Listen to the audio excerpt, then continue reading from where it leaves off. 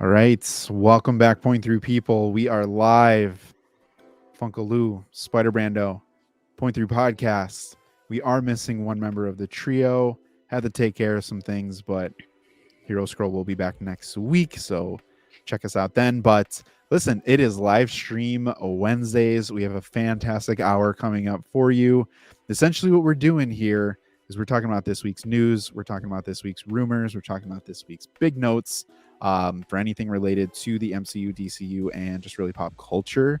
So thanks for sticking around. If you are watching in this live, welcome. If you are watching this recorded, we really appreciate you hanging out here. Everyone, just want to throw this out here, not to self plug ourselves all the time. But listen, we had a great time in our Discord today talking about the MCU and some rumors and some things we're going to touch on today. So feel free to stay on point with point 3, where you're going to talk about community events, extra behind the scenes chats, sharing your collections, tons more. We do hope to see you there on our Discord. But do not want to keep you waiting any longer. Spider Brando, let's get into it. What's the first thing we got today for this week's live stream news? So we got some fantastic news of a group of 4 people. The Fantastic Four apparently has a new working title called Blue Moon. So it's a nice ring to it. Sounds very spacey, very interesting. And it's like teasing a cosmic adventure. And do you think it's better to associate the rebooted Fantastic Four as cosmic or Earth-based to start their MCU debut?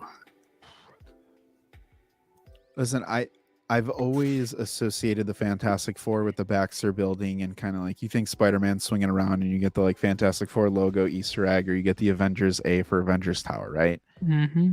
For the MCU specifically, I think that they would be best served to come at an introduction from the cosmic side of things versus another ground level group that is very cosmic in terms of power set. I think it'd be more interesting and they could do a lot more if they go from cosmic versus, hey, we met each other at NYU or something like that. Is like, great, I don't need another origin story for the 15th time. Give us something that's juicy, that's going to expand the MCU and pull in a powerhouse group. Cosmic for me. What about you? I'm going to agree with you on the cosmic, because if they do Earth, there's just so much other explanation and half-assery plot or like consistency, continuity wise, that they'd be like, oh, like they've been on Earth for all this time, but then they haven't been involved or seen by anybody for this. And I don't know if they have the option to do it and introduce him in a cool, unique, like cosmic way that we haven't really seen on live action before. Yeah, I think that would be awesome. Yeah. No, definitely. But if you've been living under a rock, then you wouldn't know that Loki season 2 is going on. However, we do have some things that have come out from episode 4. Specifically, oh, by the way, spoiler warning. I did not throw that out there in the beginning, but just know, if you're, again, for everyone watching live and those who are watching the repeat, we're definitely gonna be spoiling some stuff. So especially come Loki. Loki, a Marvel Studios producer, suggested that the temporal looms explosion in episode 4 has destroyed reality itself, leaving Loki to figure out how to bring it back. Spider Brando, big question here. Was this the right place for an explosion of this magnitude to happen? I'm going to say yes and no. We touched on this a little bit on our Loki episode 4 review of like ending a MCU changing, potential MCU changing event with just like a Disney Plus TV show. But I think that brings more fun to see the last 2 episodes, how they come back and fix it.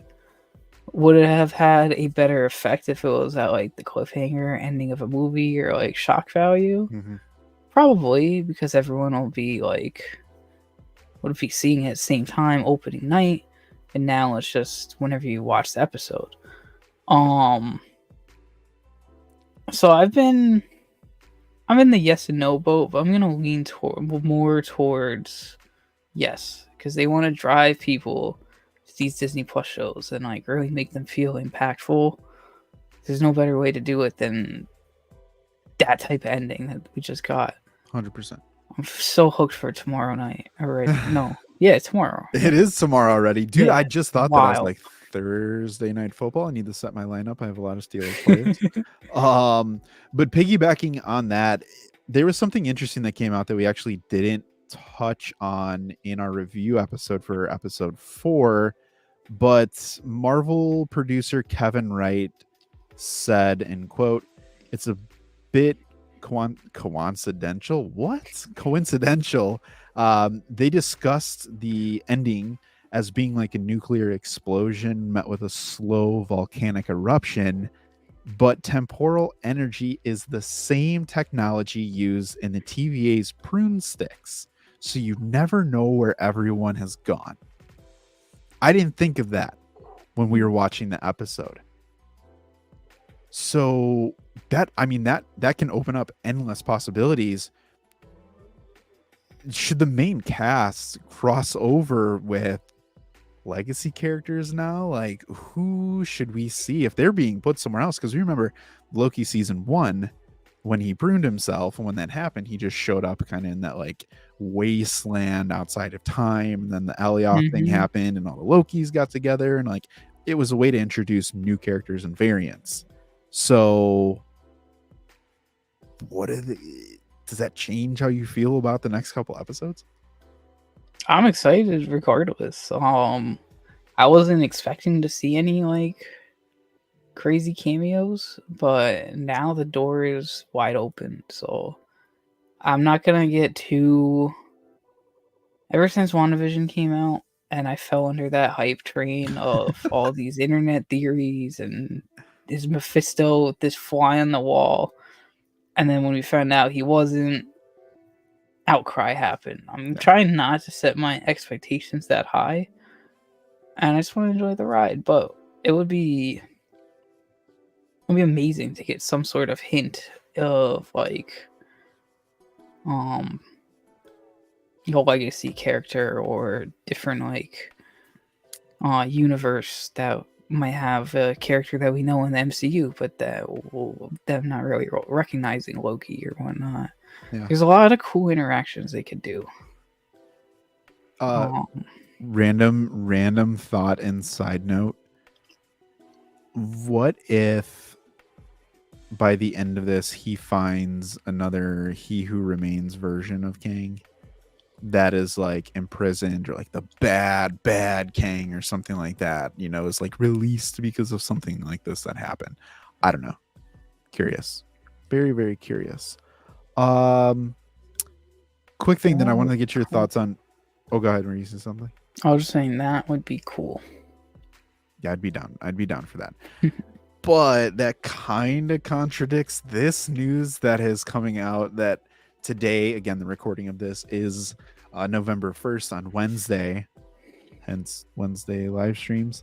But a lot of articles and rumors and comments are coming out around after the events of Ant-Man and the Wasp: Quantumania, and again, all the legal issues that have been surrounding Jonathan Majors, who again is playing Kang, He Who Remains, Victor Timely. He is kind of the big bad, if you will, of the multiverse saga.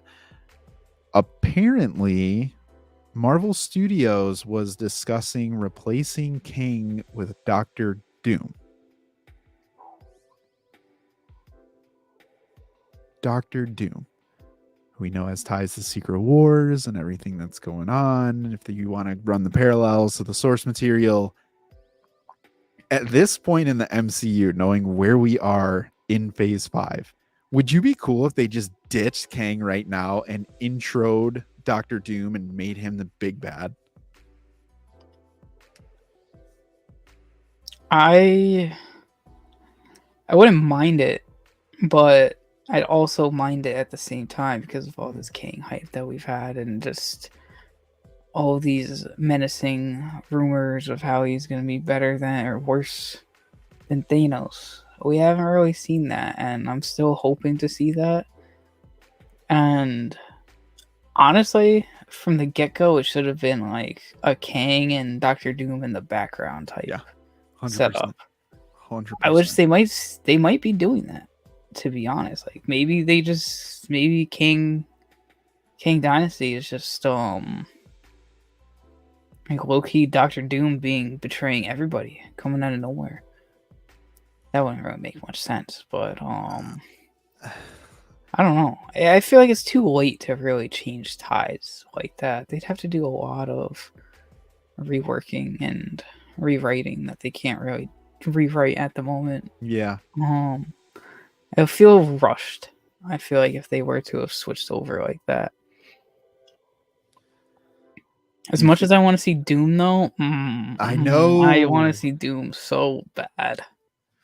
That's why I'm like, it's so bad. It's a weird position, because if they ultimately do go down this route of rebooting things, and we're going to get the Fantastic Four, right? Matt Shakman is directing the movie. Apparently the casting has been done. They're just waiting for the perfect time to reveal. I don't know what convention or what they're going to do for that as of right now. D23. D23 would be nice. That'd be really nice. But even 1 still, month away, we're getting close. Exactly. But think about this though. If the Fantastic Four get introduced now, you would assume that Doctor Doom is not too far behind for the third time now. And then, like, where does he go if they actually reboot it? You know what I mean? Like, I feel like it's just kind of like they're damned if they do, damned if they don't. So at this point, I'm like, if you're gonna bring him in, like, bring him in, make it crazy, and just throw everything at the fan. Like, I'm not saying take a page out of the DCEU and just spaghetti at the wall and see what sticks kind of thing, but I think the MCU needs some spice, and I feel like that would be a nice way to get people chirping again, in a positive way, to anticipate more of what's coming next and what could be the ending. We do have a movie coming out, though. Do you want to hit us with this next one? I was just about to say, speaking of some spice, and honestly, I'm not gonna lie, though, your second phrase I was gonna make an analogy with was very good. Shock value. Something about shock value. We got the Marvel coming up, and there has been some rumbling of 2 appearances from other, I guess, franchise characters. One being Valkyrie, MCU Valkyrie, I'm assuming was the reference for, and none other than Beast from X-Men set to appear. I would love that. Yeah. There's been a whole lot of rumors regarding this movie and the recent trailer or TV spot that came out. To be honest, I still haven't watched that trailer spot, but I've seen nothing but internet going crazy of it dropping a glimpse of some sort of incursion to happen. So, if you were to see Valkyrie and Beast on screen, do you think that'll satisfy the MCU fandom and maybe get people to go see a movie like The Marvels? Yes and no. I don't know if Valkyrie would be enough to push people to be like, oh, that's must see. But I do think a Beast would at least get people to YouTube the heck out of the movie, or scroll through TikTok and find someone who uploaded a playlist of the entire movie. Shout out Guardians of the Galaxy 3 rewatch. But a Mario movie in 2 times speed, and you have to download it and unslow it. You're almost at the end. It's like, this video is unavailable, and you're like, dang, like someone else has it. Phone's so hot, dude. Yeah. You see the comments flooding, like, oh, you're here too. Just following people. Beast would be good. I think Beast would be like post-credit or end movie, and give people what you would have assumed Blade would have done in Eternals when he was talking to Dane. Like, just that, like, you see B standing there in like his like jacket and like button up shirt with his little glasses on his nose, reading his book or something like that, and he's just like, "Oh, I'm gonna drop some knowledge on you. Guess what? 838's coming for you." I'm still on this whole 838 incursions. That is perfect. It is perfect in my mind. I think it is set up for, yes, there to be incursions, but the mutants we get, they gotta be the ones who are looking for revenge on Scarlet Witch, Doctor Strange, 616, and this incursion's happening. They're like, listen, we're not going down. Like, we'd rather at least get rid of you and figure it out, or just be like, let's just take over your crib and ours is gone. So, I don't know, man. I think that'd be cool. However, if that does come to fruition and we do get a crossover and we do have mutants, should we get a Rogue appearance? Because as we know in the comics, Rogue is super strong because she absorbs Captain Marvel's powers. Do we potentially have an instance where we get that sort of scene and crossover with Rogue and Captain Marvel in this movie as a big surprise? I'm Should going we? nuts. Oh my Should God. we? Should we? Oh. Now, I'm not. My knowledge on Rogue is pretty limited to just like the live action. When she absorbs people's powers, what happens to the other people? Like the person that she absorbs it from. So like, will Captain Marvel lose her powers if Rogue were to absorb it? So Captain Marvel eventually like runs and still is Captain Marvel, but I wonder if this would be a way that they use it to where it's like you absorb and it's more permanent than it is a temporary, like you took my powers. You know what I mean? It's like a duplicate type of thing. Mm-hmm. I wonder if it would be more permanent. Hmm. And that would just, I feel like that changes my answer a lot, depending that on would what just, it would be. yeah, I mean, you think of it as a way to kind of get rid of Captain Marvel and kind of write her out of the MCU. That I think would be a good way to do it. Of like, it is just a rush. Like, it is the Yeah. mutants versus Captain Marvel, Monica Rambeau, Kamala Khan. They take out Captain Marvel. They keep Kamala because someone knows that she's a mutant, and they talk to her about that. And then Monica is the one who escapes, and she's like, help. You know, because she's the one who I can think travel. I would be a fan of that. Because that'll be some great. That'll add some even more conflict into 838 versus whatever our main universe is called. I think it is officially 616 now with that new book that came out. I think the previous book was like 1999999 was like the initial official name, but I think the new MCU timeline book confirms 616. Ooh, okay. Pretty So yeah, I mean, as much as I'm sure a lot of people would be happy if they found out Captain Marvel were to go away, disappear, but I still like her. That's why I'm excited for the Marvels, but yeah. I don't know. We'll find out next week, man. That's what happens. It's crazy to think about. Sleeper movie of the year that we've been talking about all year is finally. Honestly, it was one of our first episodes. Yep. I remember I was going crazy against you how that could be a sleeper movie. Trailer 1 dropped. I flipped sides so fast, dude. It looks really good, and I think it's so smart. I don't know if you've seen it or you've gone on like their, Captain Marvel official or Marvel Studios has been dropping some like clip thing that's been going around, and that looks like a very well done scene. Yeah, I would be surprised. I'm going to be curious to see how they CGI the action, because I think there's one in one of the recent posts that they put. I don't know how clean it is or if it's like really like final. But the way that Monica Rambeau moves and jumps, I'm just like, ooh, I don't know if I love the way that looked. So I'm curious to see how it looks, especially since they have all the room in the world now to be in IMAX. Like, you're going to be able to see this movie and it looks visually stunning, and I'm sure it's going to sound Oh, yeah, fantastic. it's got IMAX screens. Yeah. Now.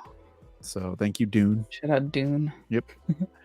So speaking of updates in terms of movies that are potentially set to be canceled, more MCU news. We do have an update today, November 1st. Reports have come out saying that one version of the Blade script had him listed as the fourth lead, and that the movie barely would have had Blade in it. Essentially, the focus was on his daughter as a teenager. And the last thing we got from Blade was an off-screen cameo voiceover from Mahershala Ali. So there's that. And then we got another update with Thunderbolts potentially being on the chopping block due to the Actors Guild strike ongoing. Would it be smart to scrap these two projects? I'm gonna say Thunderbolts, yes. And Blade, yes. But only for Blade to be saved for a reboot to where he has proper character development or like proper introduction. Bingo. Yep. With the way the MCU is right now, they're like they got way too much going on. If they start getting into Blade and the like whole dark Marvel area, like I mean they did it with Werewolf by Night as a special. Exactly. But has that really been much substance in the greater MCU or connectivity? I think that'll be something better to be saved as like a fresh start. Yeah. Thunderbolts. What are they going to do in a multiversal war? Let's be real. If that's what we're leading up to, you know, like, dude. Besides Bucky will cause some havoc, like actually fighting. But 100%. Everyone else in there, like, I don't know. I don't really care for that movie still. No, and again, like that dark MCU, that underworld style of storytelling and setting and theme and tone and everything that you would expect to come with, and everything that we've seen in video games, comics, animation. Like, Blade is a character. Listen, we're not that far removed from like vampires took over the world kind of thing, like post Twilight, and like your Harry Potter stuff is going on, which is kind of like underworld-ish for some characters, and then all TV shows on CW where someone's a vampire. And it's like there's a certain feel with those, and it just feels really odd to be alongside MCU projects, to be like, I don't know. They need to do a better job of establishing that first, so it doesn't feel like such an outlier when something comes up. But I do think that a continuation of special presentations with some of these characters who have dog crap intros into these movies or another show, special presentation, make it quick and consumable. And then again, to your Thunderbolts point, when we first got that announcement and they showed the picture for the Thunderbolts movie, I was like, what is this team? I think we all in the internet was just like, so are you guys just going to get cats out of the tree, or are you going to actually stop someone who's an Avengers level threat because there's no Avengers team? This, to me, they can still do the Thunderbolts. Again, scrap Blade, push Thunderbolts back, but the purpose of the Thunderbolts needs to be revealed after Brave New World, when we get a Red Hulk and we can actually have a Thunderbolt Ross who's like, this is my squad, the Avengers need to go. And then Sam Wilson's like, hey, guess what? I have a new Avengers team, and we have Civil War 2.0, where the Thunderbolts are facing off against the Avengers. That would be more ideal for me. That would be, I love that. I think that'd be cool. Give a little chef kiss certification. There we go. I mean, listen, we all kind of know, maybe, you know, about the history of the Thunderbolts from a source material aspect and standpoint. I think that Secret Invasion is kind of tarnished the espionage, spy, thriller, Winter Soldier, Captain America 2 that, you know, the Russos put on the map. So I don't think you can go that route and be like, we're going to infiltrate Wakanda.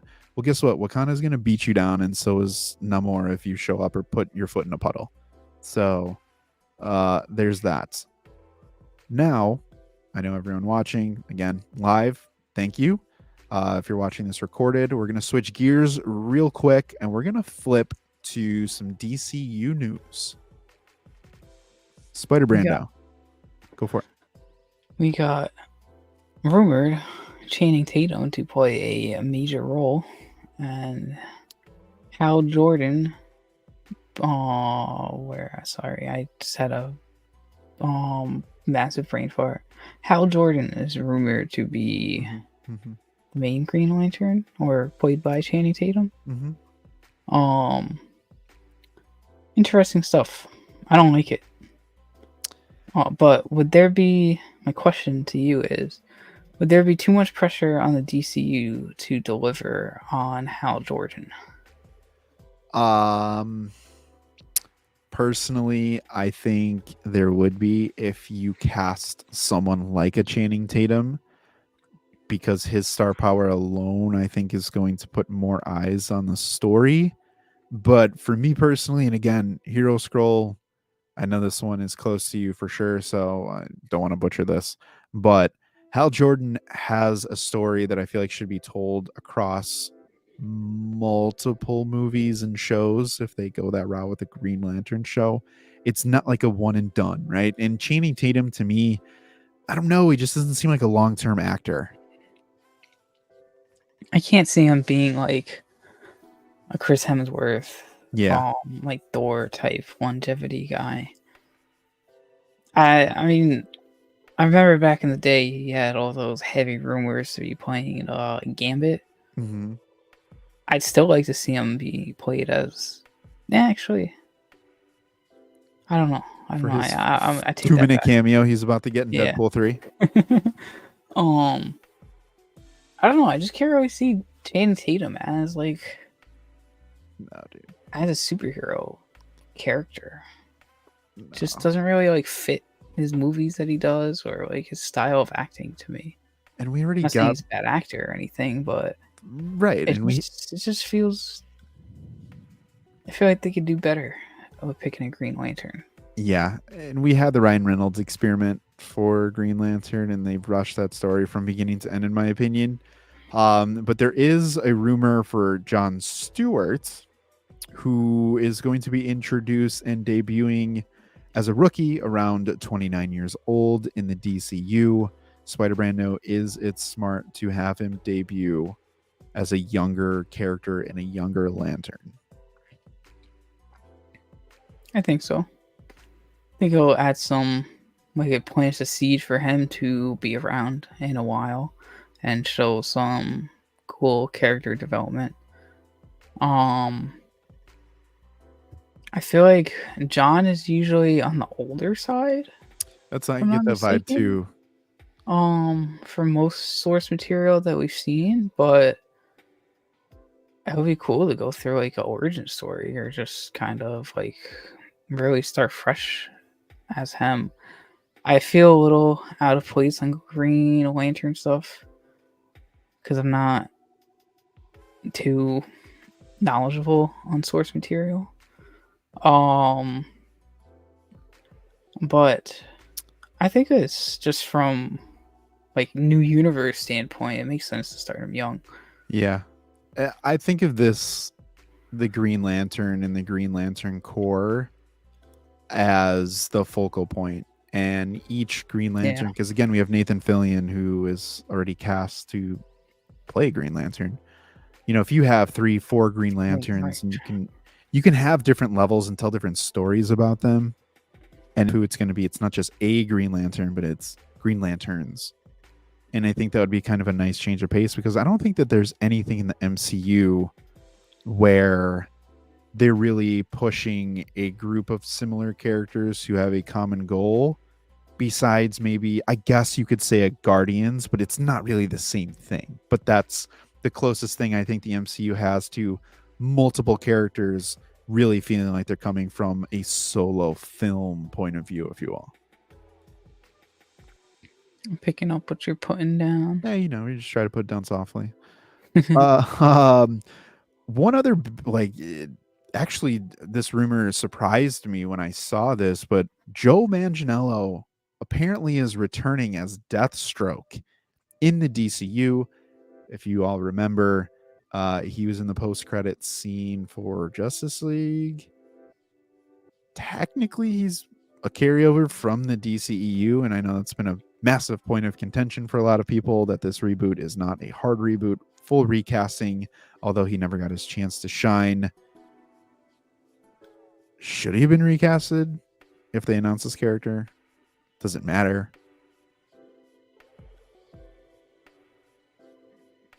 I think he looked badass in that post-credit scene. 100%, dude. So 100%. I'm okay with it. I am too. I am very okay with it.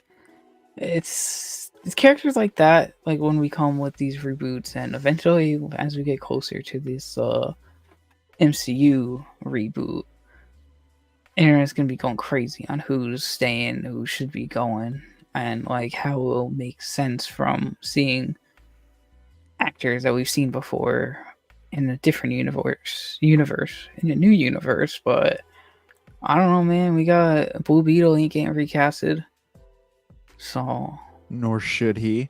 But like if there's certain things that could be like, oh yeah, this is just like a canon event in every universe. This guy's always Deathstroke. Boom. Yeah, that's it. Problem solved. Yeah.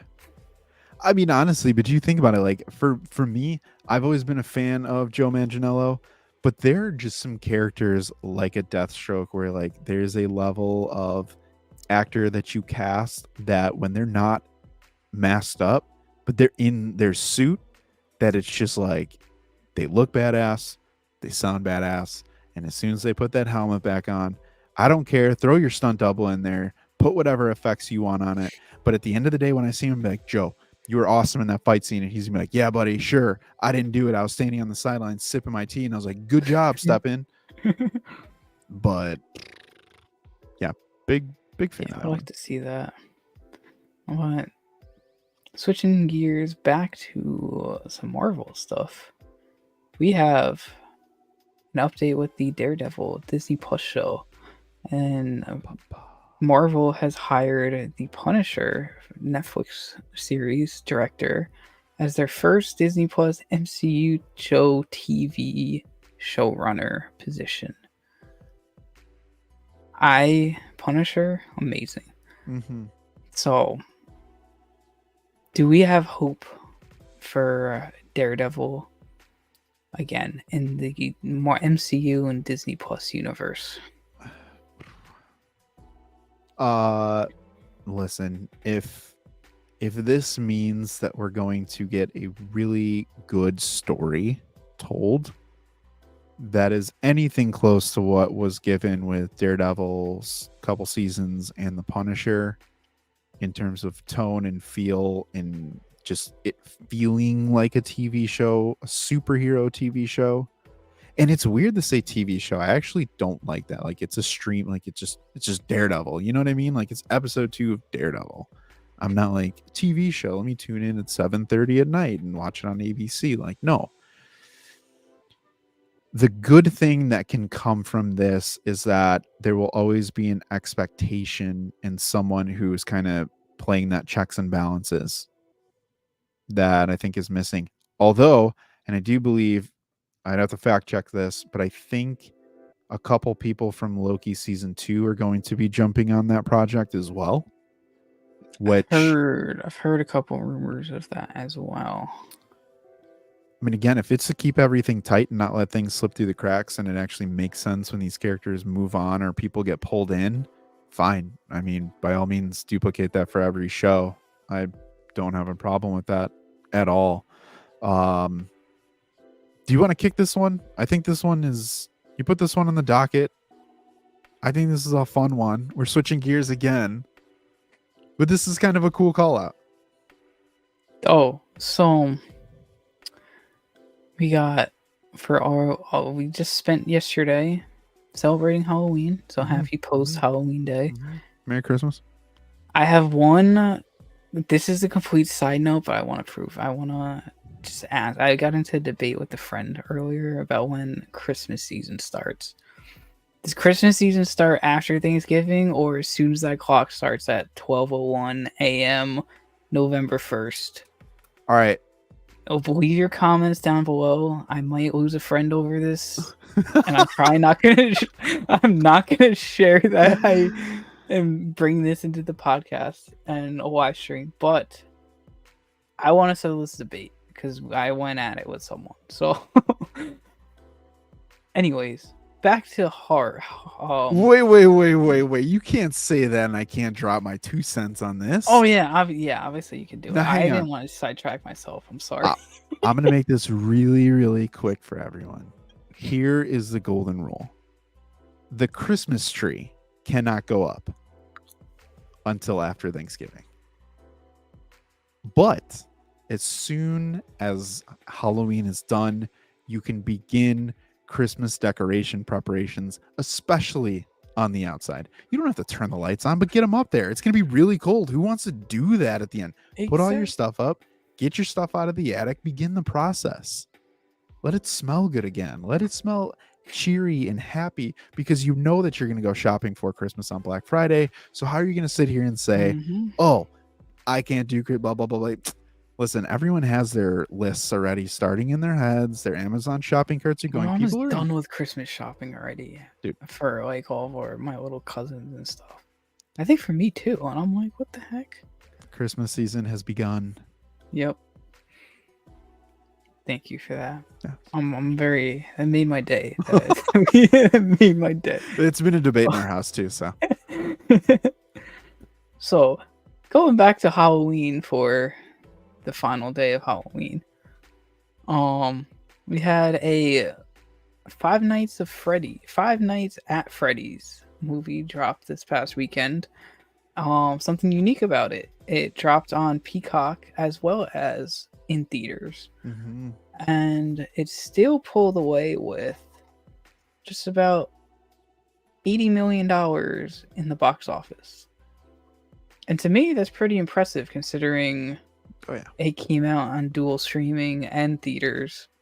And it already outgrossed movies like Halloween Ends from last year. I'll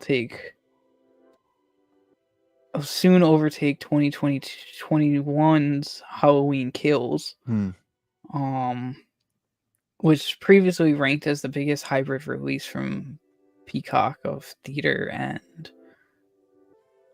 streaming.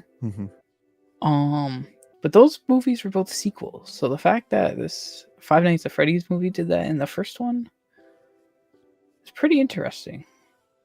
I'm not too familiar with the game or the lore of FNAF as well, but I know their fans are very loyal to the series and all that. But I guess my question now is if the horror genre is here to stay, now that we've seen a lot of new type of horror movies being made recently. Some throwbacks just being remade like The Exorcist. But it's cool to see a horror video game adaptation get put into the cinemas and streaming. It's interesting. I like throwing this in here, right? Because again, we're pretty much a superhero podcast. That's our bread and butter. But just think about that. Almost $80 million opening weekend, right? Although it didn't surpass Across the Spider-Verse, Quantumania, Guardians of the Galaxy Volume 3. The fact that it released in a way that superhero movies were released COVID time was very positive. Positive momentum. People are talking about it. Again, the horror genre is just booming right now, and their margins are fantastic in terms of what their budgets are. There are a lot of movies. Just Google it, right? See what the highest rated movies from the new horror genre are. You have people crossing over and getting back into. You have directors who are leaving to go back to genre. You have actors and actresses who are leaving to go back into horror. It's growing. right? And I think it's something to take note of and recognize. But it just goes to show you that like people are not fatigued of the movie theater. People aren't fatigued of watching or streaming or anything like that. It just comes down to, is it good? Is it good? Okay is not good enough. Good is getting into that great. It feels different. It's exciting. You're coming at things from a different angle. And yes, could you say that the horror genre died for a little bit? Sure. Most things come back around. But when they come back around, what makes them sticky is when you have great adaptations. And this is a really good example of a success for a genre that traditionally has been fairly successful. So it's a good thing. It's a good thing. Yeah, I've heard nothing but great things about the movie. It got killed audience score, or not audience, critic score.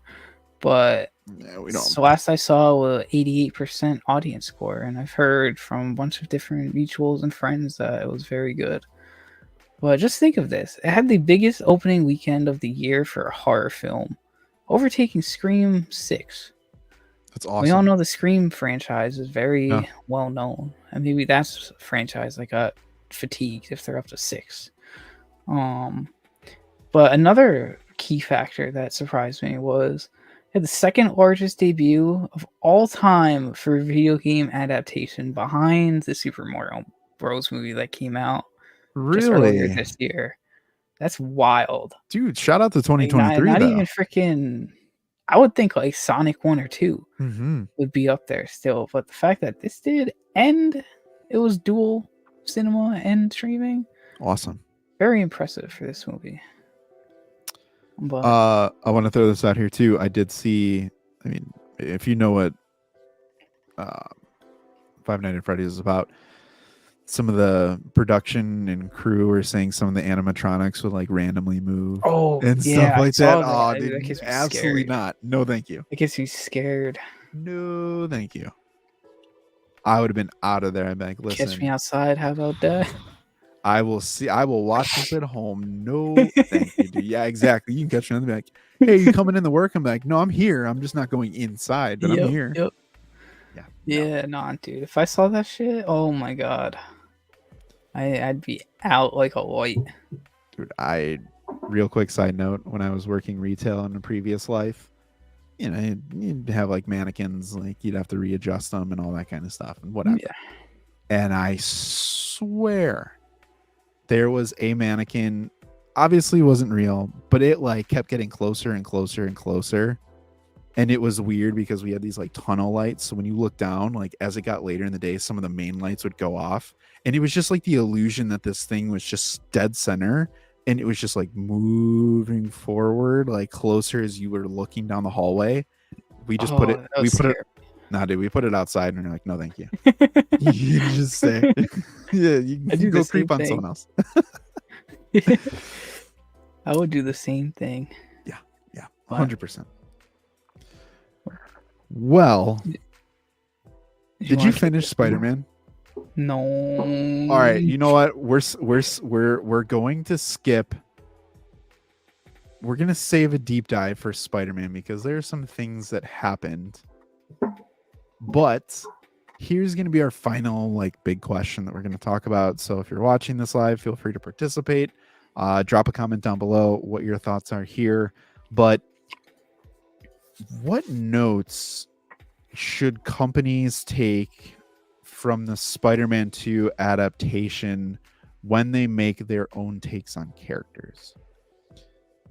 And to add a little context to that is, we talked about this, I think, in our last live stream, where this is yet another adaptation of the Spider-Man character, and we have just been gold 2021 No Way Home, gold going back 2018 Into the Spider-Verse, gold Across the Spider-Verse. Now we get Spider-Man 2. Although it has a shorter runtime, it is heralded as one of the best stories for a video game, and people are calling it Game of the Year. Based on what you know from the game, based on what I've heard from the game, and based on whoever is watching what you know about the game, what notes should companies take from the adaptation when they make their own takes on these characters? Could be a video game, could be a movie, animation, live action. What about Spider-Man 2 should companies take when they're making their own interpretation and adaptation? That's a tough question. Oof. There's a lot of notes they gotta take. They gotta look at if it's a sequel. Obviously, they Mhm. gotta look at what went well in the first game and how to turn it up a notch. Mm-hmm. As you brought up 2018, that sparked something in me. 2018, we had Into the Spider-Verse and Spider-Man 1 PS4. 2023, we have Across the Spider-Verse and Spider-Man 2 PS5. And as soon as you said that, I started thinking of our past episodes of what we wanted to see from Into the Spider-Verse to Across the Spider-Verse. Mm-hmm. And I had that analogy of Metro Boomin turning it up just more. Yeah. That's exactly what 2023 did for the Spider-Man franchise, with both sequels just being better than the original. And it's absolutely crazy how they could get better. Yeah. So when it comes to sequels and expanding upon stories, studios just need to freaking just give it their all, put the time they need to work into the game without rushing it, and just give us like look into the community feedback. A lot of problems, or what makes Spider-Man 2 so good from what I've played, is the traversal and how amazing it is to swing around the city, how much bigger the map is. Sure. I went back to play. I haven't gone back to play Spider-Man 1 or Miles Morales yet, but I can already tell when I go back to play them, they're gonna feel like absolute dog water because you can't swing around the city, or like the mechanics just aren't there to compete with the second one. It's like going from Arkham City to Arkham Knight, not Arkham Knight, Arkham Asylum back in that day. Like what this game did what Arkham City did and revolutionized the freaking the transition from Arkham Asylum to City. And I think Insomniac took notes from what Rocksteady, is it Rocksteady? I think it was Rocksteady did with Asylum to City, and realized like, wow, we can make the map bigger, we can improve the mechanics, we can do upon this. So it's easy to say how they could excel from like a sequel standpoint, but from like a solo or like a first launch, say for the Wolverine game, I'm not gonna use the Wolverine game because that's Insomniac has they have feels from the Spider-Man series. Let's say Avengers 1 or the Avengers game that was supposed to be the biggest hit, or Gotham Knights was supposed to be the biggest hits. Dog water. Both. I've never even played Gotham Knights, but everything I've seen, terrible about it. I played Avengers 1, that game sucked. Everything was so clunky. They didn't listen to anything that like the fans wanted. And these people just gotta do better research and like understanding what us gamers want to do like within said game. Yeah. They added Spider-Man into Avengers at one point, and the way he swings, so stupid. Like, why would you even add him at that point? Like, especially coming after what people were playing in Spider-Man 1 and that type of like web slinging that people were able to do. And then you go to Avengers and you play Spider-Man and he's just like on the same level, just like swinging around, not going up, but like it just makes no sense. So they clearly didn't take notes from what competitors were doing. Yep. And I mean, I don't know. I feel like I've gone off on a really big tangent on that. No. There's so much to factor in, and these game studios just seems like they just don't factor a lot of stuff in that they should, and most of it is just community feedback. Gamers are very, very adamant about what they want to play in their games. You go on Reddit, you go on like any forum for Spider-Man 2. I'm sure there's probably even people complaining about that. all Insomniac's got to do is look into it and be like, oh, maybe that's a good idea. And listen, even from that, right? I know this isn't to spoil anything from the game, but unintentionally they came out, and there's been a lot. I think it's actually on IGN. They did a lot of interviews with them, and one thing that they came out and said is they unintentionally kind of removed stealth from the game in a way, and they wish that it would have been a little bit more stealthy, but it wasn't their intention when they were making the game to say, hey, we're not going to make it stealthy. It's just the way that everything kind of came together. Yeah, And when you look at that. Yeah, and I think when it comes to anything modern age shows, movies, games, that scope creep aspect of things where they want to make everything better, but at the same time you can lose the core of what made it great in the first place. And it's finding that balance. And if you can strike that balance, then you'll be head and shoulders above everyone else. We go back and we look at the MCU specifically. This is nothing new for anyone watching, but most people refer to the golden age of the MCU really around that 2017, 16, 17, 18, 19 range, where you get phase 3. Marvel really hit their stride. Enter the Russos, the whole tone changed, and we're just riding that ship all the way until Thanos snaps and beyond. That is very hard to duplicate. So when you look and you say, what notes should they take when companies try to make their own adaptations, interpretations of these characters, I think you nailed it.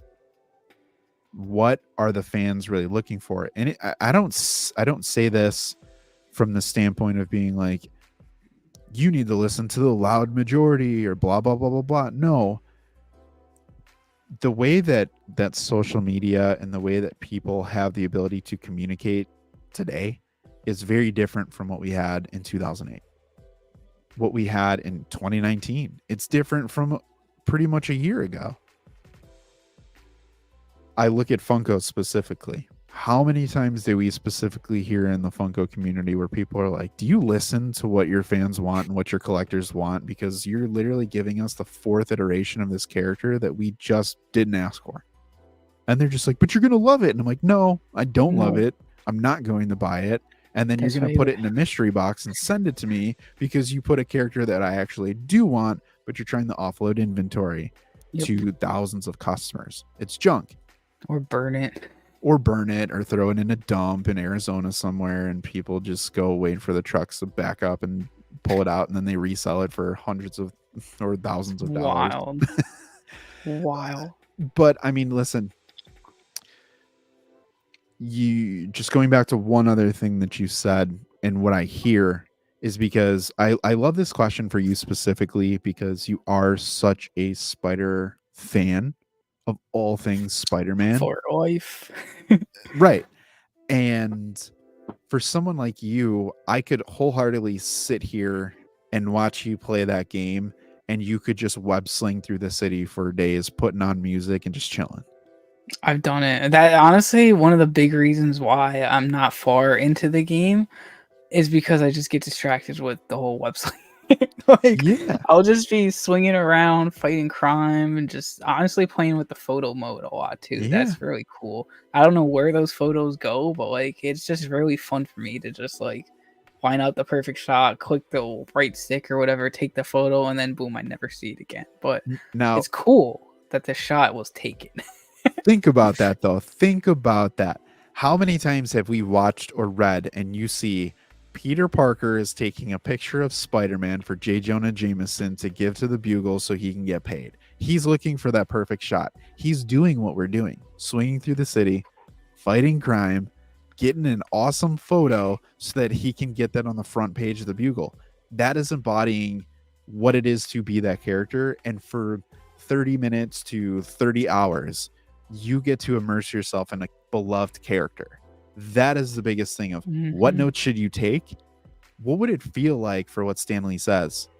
Anyone can wear the mask. Anyone can be under the mask. That's what you can do in this game. That is amazing. And you get to play as 2 different masks too. Yeah. Which is even better. I remember there's one night I was just casually swinging around as Peter and his cool suit that I had on at the time. And I was like, you know what? just swing around as Miles in his cool suit. And I spent like 2 hours just swinging around listening to music. It was such a good time. I mean, But listen, throw on your yeah, Across the no. Spider-Verse soundtrack and you get to swing around as Miles, Oh which my god, has I meant haven't even thought so about much that more. yet. I haven't done that yet, actually. No, I just realized. No Across the Spider-Verse songs came on when I was as Miles. That's funny. I'm gonna make it happen though.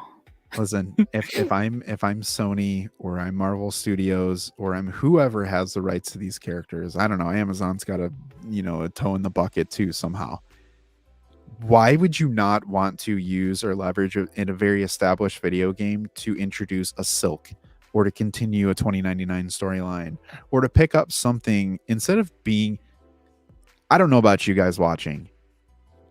I would much rather be able to play a game, go through a story and learn about these characters and then have that continue on. If that's how I was introduced to Werewolf by Night and you were like, guess what? These are all the powers. This is what he does. Here is rogues galleries, all this. Here's the backstory. And then boom, that's the character that we get. And all of those things are triggered. And I'm like, oh, that's what he did. He did this move. He did that move.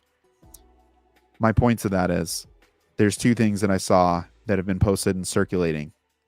Spider Brando and I, huge anime fans, love our manga, love our stuff that's not so American. But the fact that you see Miles do some things that I can compare or I've seen clips of happen in some anime, or like a Blue Beetle where there's references to anime and like anime culture and that kind of stuff. That's so cool, so relatable, and there are hundreds of thousands of people who are like, that's awesome. Even the I don't know if you saw, I forgot if you've seen the Teenage Mutant Ninja Turtles movie yet. I've not watched that yet. They have a bunch of Attack on Titan episode or references and just like Jujutsu Kaisen references in there. And I'm like, wow, this is so cool. They know their target audience. Yes. Step number one for these video game developers: understand your target audience. That's all you need. Like, dude, honestly. Well, listen, it is a good time to be a fan of a lot of things right now. We are going to be dropping an episode. Ooh, do we have 2 episodes this week? Guess what? We have Loki coming out tomorrow, and then we have Invincible coming out on Friday. And for just because we're on the anime talk, Attack on Titan season 4, part 4, final season part 4, part 4, whatever we're at, is finally ending this weekend. So that'll be exciting for all these manga readers who have been known about the ending for years, could finally talk about it after like Saturday. I forgot when it comes out. I think Saturday Japan, Sunday US or something. But I'm sad it's gonna end. But I just want to see the ending so bad. Well, I know it already from the manga being spoiled, but man. But how do they do it? I want to see I want to see it. Yep. So yeah, a lot of peak content coming out. I think that's it though. Yeah. Well, on that note, thank you all for tuning in, whether it be live or watching from YouTube. Don't forget to join us on Wednesdays at 9:05 around there Eastern time for our live stream Wednesdays. We will be discussing the latest news, reviews, and insider scoops. Also, catch the full episode of our podcast anywhere you listen. If you're watching Loki this week, or Invincible, or Attack on Titan, we got a lot of options. Let us know your thoughts over at Point 3 Podcast on Instagram or TikTok, and maybe we could feature your comments on our next episode. You can also join our Discord to comment and chat more about these shows. Maybe you could have a watch party for one of these shows. But until then, all you Point 3 people, keep watching, keep reading, and keep nerding out. Peace.